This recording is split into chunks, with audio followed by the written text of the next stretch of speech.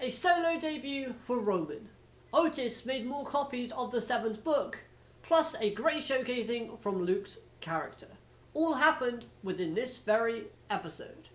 Hello everyone and welcome to Dueling with Downton, and today let's talk about episode 86 of the Yu-Gi-Oh! 7's anime series. A great episode of 7's that focuses on Roman going solo, while Luke also tries to understand and resolve his own feelings. So first things first, we need to talk about Luke, because personally I can understand where he's coming from with his current mindset at the start of the episode.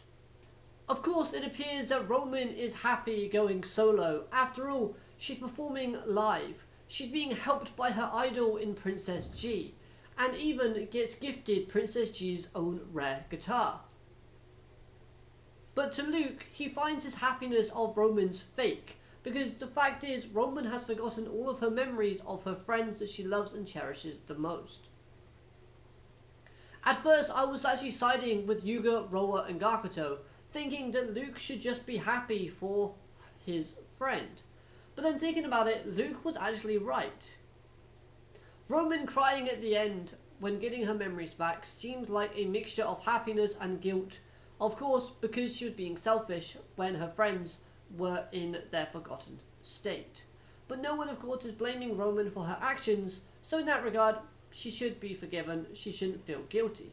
But of course it's just Roman kind nature to feel guilty in that moment in time. But of course the main feeling was happiness. Looking back at the series, we can see how many times she smiled when with her friends. One example of this would be actually within the ending of season 1. We see her looking at her phone at a picture of Gakuto, Yuga and Luke, plus herself is included once she's accepted. Obviously, this episode shows us more examples of her being happy with friends, but this is an example that I think about when the topic of Roman and her friends comes up in conversation, because the image reflects friendship, joy and acceptance. Now going back to Luke, I really enjoyed seeing all of his actions and emotions being displayed within the episode, from showcasing things like sadness, anger and even a small hint of doubt. Seeing all of these emotions on display just shows how much Luke cares about Roman, not in a romantic way, but as a close friend should. Granted, we don't see a lot of moments between Gakuto and Luke, I should say, but Luke is also the same way in terms of friendship towards Yuga as he is towards Roman.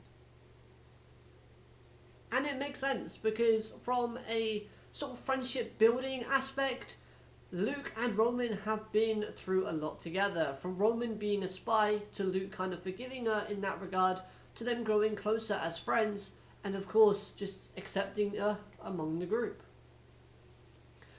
The duel between Luke and Bakuro was simply a bridge to trigger the actions of Luke restoring all of the other side characters' memories, which in turn I thought was okay, as the duel served a purpose, which helped aid the plot to progress. It also gave Luke a few more wins under his belt, which he actually didn't really need. He just showcased another amazing card that goes in tone with his Dragiers deck, which is just completely overpowered and ridiculous, but there we are, in line with Luke's character. And was I the only one who thought that Luke, while wearing the guitar, was going to use Roman's deck? That would have been interesting. Alright, so on to Princess G, and then we'll get to Roman.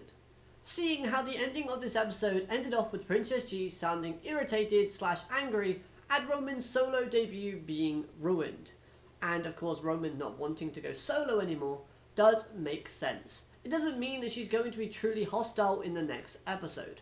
I do foresee a situation where Princess G is trying to push Roman to grow and develop and release her inner potential by acting as an antagonist within the duel coming up.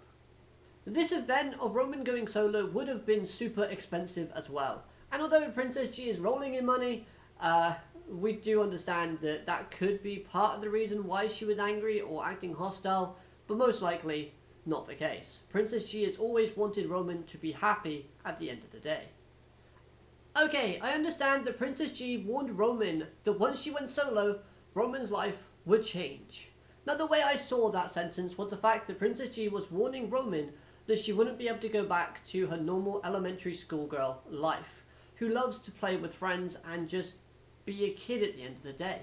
Once Roman went solo, her life would be very busy in going on tours, doing interviews, and of course avoiding fans that are completely crazy, like Kaizo. And I feel like this topic will surely be brought up during the duel, because even though Roman has sort of decided not to go solo anymore, she has made that journey and that step. So I do feel like there's going to be that sort of conflict between both Roman and Princess G moving forward, just in the way that Princess G is teaching Roman a life lesson. And speaking of that next episode duel, I am actually hyped to finally see this duel happen. Now, returning to a line where Princess G stated that Roman ruined her debut, this duel is obviously a way to try and mitigate that aftermath of the solo debut being ruined, most likely for Roman's case. And of course for the fans who are in attendance. Also, a part of me thinks that Princess G has always wanted to duel Roman on a big stage in front of a crowd. So, let's see where this goes, because we also know that Princess G has watched over Roman throughout the duration of the series. That's why I do think that this is kind of an act that she's putting on. Now then, I have to be completely honest. For this episode, being a Roman-focused episode, I really didn't think that she was the main focus. Luke took the spotlight for the majority of the episode, making Roman feel slightly secondary. I would even go as far as saying that Roman in this episode felt like a damsel in distress, who needed to get her memories back by the end, which is why I loved that line from Princess G, where she said, "So, the princess has awoken from her slumber and lives happily ever after, is it?" That was a great line delivered indeed. And was it me, but did the show seemingly forget or retcon the fact that Roman is tone deaf? I can't see the creators actually outright forgetting this important detail about our main female character, but Roman herself even states that she wasn't good at singing beforehand, but now for some reason she actually is. Seeing the dual guitar in the club room was great symbolism, showcasing that Roman had truly forgotten about rush duels. However, I am glad to see that she is actually using it again next episode, because it's something that is important to Roman, because it shows that there is a bond between herself and Yuga. And of course, when Roman stopped using that guitar because she lost her memories of rush duels, and she also in turn lost her memories of Yuga, she had no connection and no bond to that dual disc. So why would she have it on her? I do have to mention though, the way she got her memories back was in line with Roman's character. She's always wanted friends. She's always wanted to have a group of people she can just be normal and converse around. And seeing all of her friends return was a great trigger to flood her memories back to her.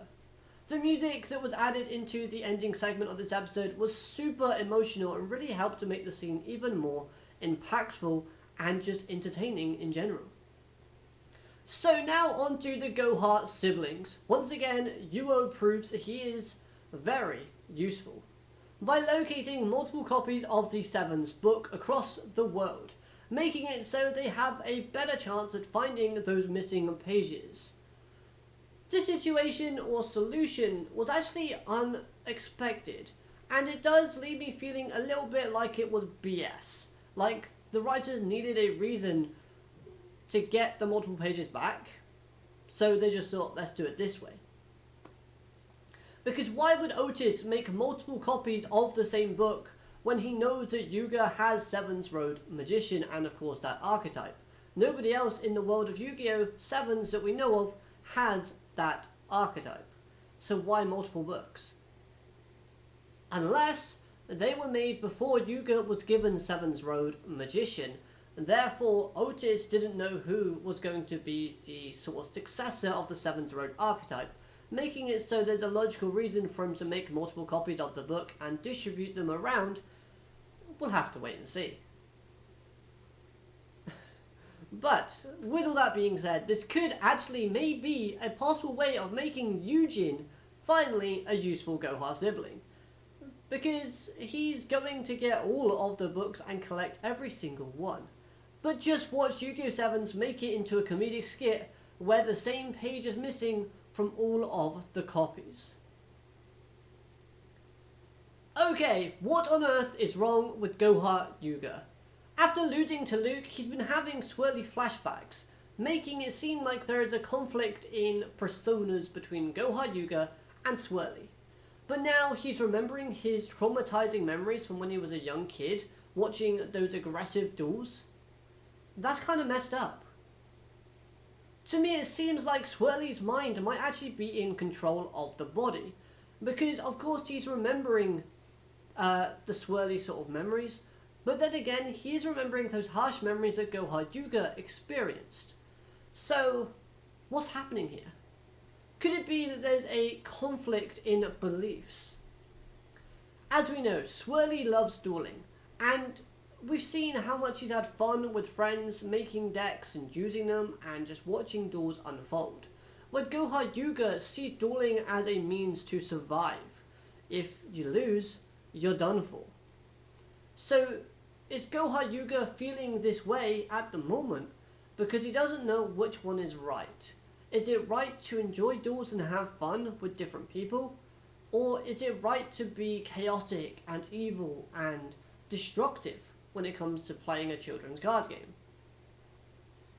It's either that or Goha Yuga is having PTSD and can't handle the fact that she lost.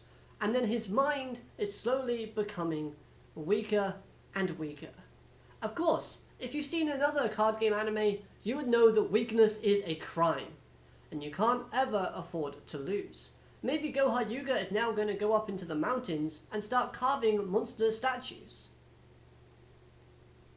Points if you actually recognise that reference. So overall, this was a very enjoyable episode, seeing Luke's reaction to Roman going solo, but then understanding and accepting what might happen. Also, him working out a solution after collecting himself both physically and mentally showcases a great sort of step of development process for Luke's overall character himself. The wholesome interactions between Princess G and Roman were cute, wholesome, and served a purpose of setting up for the next episode. This was brilliant as it got me hyped for another episode of Sevens that is coming up shortly. So let me know your thoughts in the comment section down below. I'd love to hear your opinions on this episode, and I hope you've enjoyed this review.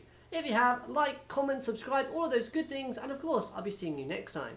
Have a great day. Alligator matane. Goodbye.